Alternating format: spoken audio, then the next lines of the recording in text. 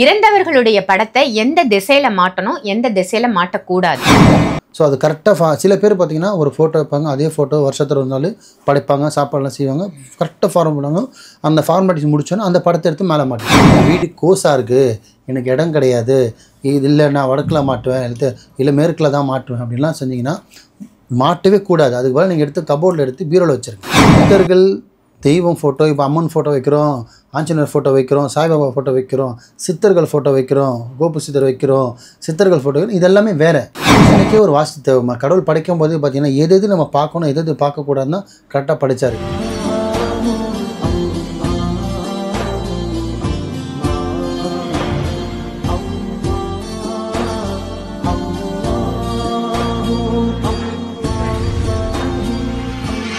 மர்ஜின் மணியர்கள் அனைவருக்கும் அன்பான வணக்கங்கள். புழல் காவாங்கரை MM டவர்ஸ்ல இருக்கக்கூடிய மாலிக் பாய் அவர்களை தான் சந்திக்க வந்திருக்கோம். வணக்கம் பாய். வணக்கம்மா. பாய், இன்னைக்கான டாபிக் என்னன்னா, இறந்தவர்களுடைய படத்தை எந்த திசையில மாட்டணும், எந்த திசையில மாட்டக்கூடாது? ஆக்சுவலி இறந்தவங்களோட படம் மாட்டணும், எந்த திசையில் மாட்டுறது அப்புறம் வருவோம். முதல்ல இறந்தவங்களோட படத்தை மாட்டணுமா இல்லைன்றதே ஒரு கேள்வி இருக்குமா. வச்சுக்கலாமா வேணுன்றதே ஒரு கேள்வி இருக்குது. இப்போ நான் இஸ்லாத்தில் இருக்கேன், ஹிந்து, அது மாதிரி நான் பிரித்து பேசல, பொதுவாக சொல்கிறேன். ஒருத்தவங்க இறந்துட்டாங்க அப்படின்னும்போது சில பேர் பார்த்திங்கன்னா கொஞ்சம் சின்ன வயசு கம்மி வயசில் இறந்துருப்பாங்க, அவங்களால ஜீர்ணிச்சிக்க முடியாது, அவங்கள பார்க்குறதுக்காக சில பேர் ஃபோட்டோ வைப்பாங்க, அதெல்லாம் ஒரு விதம்.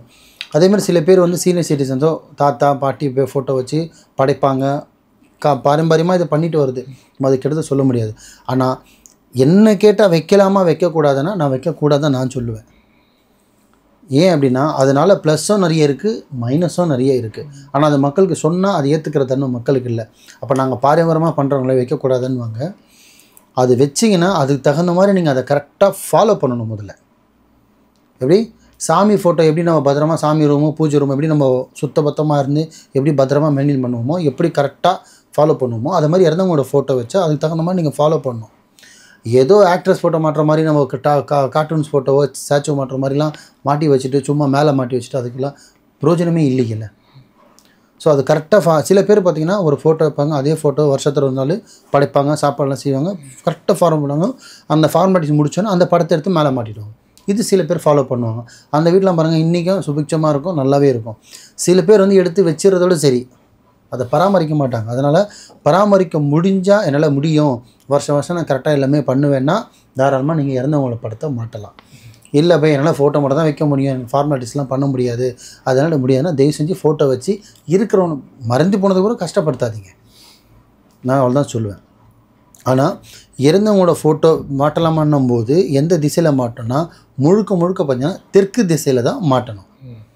எப்படி மாட்டணும்? தெற்க பார்த்த மாதிரி தான் மாட்டணும். இல்லை பை எனக்கு வீடு கோஸாக இருக்குது, எனக்கு இடம் கிடையாது, இது இல்லை நான் வடக்கில் மாட்டுவேன், இல்லை மேற்கில் தான் மாட்டுவேன் அப்படின்லாம் செஞ்சிங்கன்னா மாட்டவே கூடாது. அதுக்கு பதில் நீங்கள் எடுத்து கபோர்டில் எடுத்து பீரோவில் வச்சுருங்க, தப்பே கிடையாது. ஒரு வாடகை வீட்டுக்கு போகிறீங்க, தெற்கில் இடம் இல்லை, ஜன்னல் இருக்குது, வாசல் இருக்குது, ஒரு துளி கூட இடம் கிடையாது, ஆனால் ஃபோட்டோ பெருசாக இருக்குது, என்னவே பண்ணலான்னு கேட்டிங்கன்னா அழகாக துணியில் சுத்தமான துணி சுற்றி பீரோவில் வச்சுருங்க. அடுத்த வீடு எங்கே உங்களுக்கு வாடகை போகிறீங்களோ அந்த இடத்துல நீங்கள் தெற்கு திசை பார்த்த மாதிரி தாராளமாக நீங்கள் படத்தை வச்சுக்கலாம். அதனால் நிறைய நன்மை நடக்கும். இதே நம்ம இல்லை போய் ஃபோட்டோ தானே என்ன நடக்க போகுதுன்னு சொல்லிட்டு மேற்க பார்த்த மாதிரியும் இல்லை கிழக்கு பார்த்த மாதிரி மாறிச்சுன்னா அதில் நிறைய விஷயங்கள் அப்படியே உங்கள் லைஃப்லேயே பார்த்தீங்கன்னா சில விஷயம் தலைக்கீழே நடக்கும்.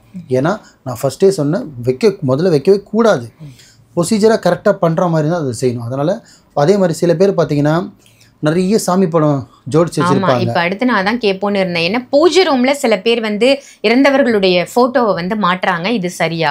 சித்தர்கள் தெய்வம் ஃபோட்டோ, இப்போ அம்மன் ஃபோட்டோ வைக்கிறோம், ஆஞ்சநேயர் ஃபோட்டோ வைக்கிறோம், சாய்பாபா ஃபோட்டோ வைக்கிறோம், சித்தர்கள் ஃபோட்டோ வைக்கிறோம், கோபு சித்தர் வைக்கிறோம், சித்தர்கள் ஃபோட்டோ வைக்கிறோம், இதெல்லாமே வேறு. புரியுதுங்களா? அவங்க அது வேறு. ஆனால் மறைஞ்சவங்க ஃபோட்டோ வீட்டில் இருக்கும் வயசானவங்களோ பாட்டியோ அப்பனோ பையனோ ஏதோ ஒன்று தெற்க பார்த்த மாட்டு மட்டும்தான் வைக்கணும். நான் பூஜாரை வச்சேன், நான் அவரை தெய்வமாக மதிக்கிறேன்னா நீ தெய்வம் மதிங்க, நான் வேணுன்னு சொல்லு. தெற்கு அவங்களுக்கு என்ன செட்டப் பண்ணியிருக்கீங்களோ அதே செட்டப்பு தெற்க பார்த்த மாதிரி கூட பண்ணிவிட்டு தாராளமாக நீங்கள் வச்சிங்க, டிசைன் பண்ணுங்கள், ஃபோட்டோ விடுங்க, என்ன வேணால் பண்ணுங்கள், பிரச்சனை இல்லை. ஆனால் தெற்க பார்த்த மாதிரி மட்டும் வைங்க. அதை விட்டுட்டு நான் இல்லை இடம் இல்லை நான் சாமி படத்துக்கு மேலே வச்சிடுறேன், இல்லை சாமி படத்துக்கு கீழே வச்சிடுறேன், அப்படி வச்சோன்னா என்ன ஆகும்னு சொல்ல முடியாது. அவங்களுக்குள்ளே பார்த்திங்கன்னா பெருசாக அது நடக்குது இல்லை, ஆனால் சின்ன பிரச்சனைகள் சின்ன ப்ராப்ளம்லாம் வந்துக்கிட்டே கம்பல்சரி வரும். ஏன்னா அதுக்கு தான் வாஸ்துன்னு ஒன்று சொல்லுவாங்க. ஒரு மனுஷனுக்கே ஒரு வாஸ்து தேவைமா. கடவுள் படைக்கும் போது பார்த்தீங்கன்னா எது நம்ம பார்க்கணும் எது பார்க்கக்கூடாதுன்னா கரெக்டாக படைச்சார். இதே நம்மளுக்கு சில விஷயத்தை மாற்றி படிச்சிருந்தாரா நம்ம உடம்பை பாருங்கள் எப்படி இருக்கும்னு சொல்கிறேன்.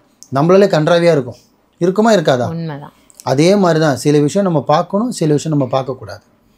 எது பார்க்கணுமோ அதை முன்னாடி வச்சுருப்போம், எது பார்க்கக்கூடாது பின்னாடி வச்சுருப்போம். அதுதான் கடவுளோட படைப்பு.